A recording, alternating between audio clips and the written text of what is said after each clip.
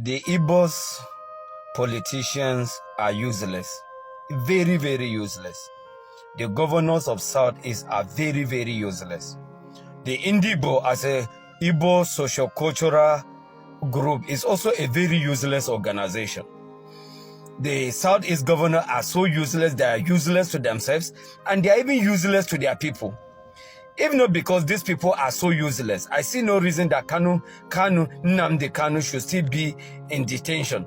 Dramatically kidnapped in Kenya, brought into this country, and then dramatic allegation against him. For many years, he has been in detention. And look at what is happening in the north. The play of shame and disgrace in the north.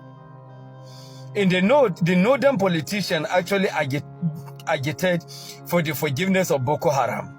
Boko Harams were forgiven, clothed, they were given money, clothes, and they were even fed with rice and chicken. And look at the recent disgrace and shame, the display of disgrace and shame of this country in Katsina. Just this week, where bandits and haters came with their ammunition, talking with tenacity and without any fear, with ammunitions, AK-47s, with ammunition, come for peace, reconciliation. They were boastful and talking to Nigerians and federal government as if they were addressing school children. And yet Kanu is in detention. And somebody will not tell me that the Eastern governors are useless. Look, the South need to wake up. Oh. The South need to wake up. Because what the North is doing is actually is so dramatic and so disgustful and so is so shame and it's so disgusting to the extent that you ask either we have one country, we ask either we even have a constitution in this country. Do we have a constitutional authority in this country? Different rules for different regions and for different people. Nigeria is a joke. Good morning, Nigerians. After a careful examination of peace deal granted to bandits in Katsina last week, I have come to a conclusion that Nnamdi Kanu should be released immediately. And failure to do that by Federal Republic of Nigeria, I am calling on a national protest at Eagle Square on October 1st, 2025. If bandits can be granted amnesty, then there is no need Nnamdi Kanu should be in detention.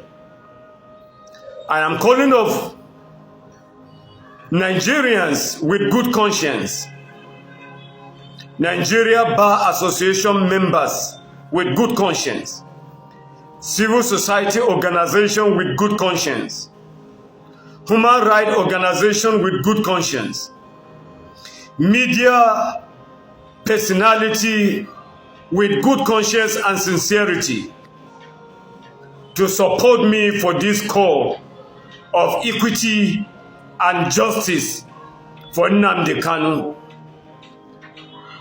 And I'm using this medium as a means of communication to all Nigerians. If as a result of this video, I am arrested for calling for a peaceful protest on October 1st in Abuja, this video will be a motivation to other Nigerians that share the same view with me. I am calling on Nigeria bloggers, I'm calling on Nigeria TV personalities and media personalities to use this medium and to use this video in helping us galvanizing and mobilizing Nigeria for this peaceful protest on October 1st. The countdown of this protest has begun. I'll continue to dish out videos on our preparation and planning toward October 1st, the Independent Day, if Nnamdi Kanu is not released. I believe in one Nigeria.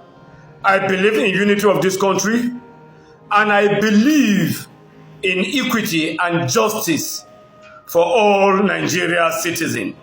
May God bless Federal Republic of Nigeria. Recently, Bola Tinubu's spokesman, a man by the name of Kehinde Bamigbeto, who was his chief press secretary while he was governor and an immediate past commissioner for information in Lagos State, responded to my revelations about Bola Tinubu's drug past, and he wrote that the fact that Bola Tinubu is able to go in and out of the United States is proof that Bola Tinubu has nothing to hide. Now, that's not true. He's just trying to play tricks on the minds of unsuspecting Nigerians. You know, Bola Tinubu is a permanent resident holder, so that means he's a green card holder. He can go in and out of the United States even though he's been involved in a drug cartel. You know, even in Nigeria, we've got several prominent people, I know them, I don't want to mention their names, including the son of a former military head of state, who are in similar situations. They're able to go in and out of the United States. You know, it is the section 212 paragraph 8 of the Immigration and Nationalization Act that deals on that. And if you study that, you can Google it, you can see that it doesn't apply to Bola Tinubu. So the fact that he goes in and out of the United States, it's not any proof that he's not a known drug lord. Bola Tinubu is a known drug lord. And if you read his response to me, Kehinde Bamigbeto, he did not deny that. It's a fact. And then he also said that, well, it was a forfeiture of assets, and if it's a forfeiture of assets, then Bola Tinubu is not a criminal. Listen, I'm going to read for you something on the website of the Department of Justice, and I'm going to put it in the description box of this video so you can watch it yourself. Now, I'm quoting, "Asset forfeiture is designed to deprive criminals," look at that word, criminals, "of the proceeds of their crimes." So when Bola Tinubu voluntarily agreed to an asset forfeiture judgment against him, which was a plea bargain. Incidentally, what happened is that the FBI had taken him to court, and then rather than go through a trial, he reached what they call a plea bargain, which is that he agreed with the United States Department of Justice, and then they settled. So part of the settlement was that he gave up $460,000 drug money to the government. So it's an asset forfeiture. You know, he does not have the right to say that he was not convicted or is not a criminal. He is a criminal.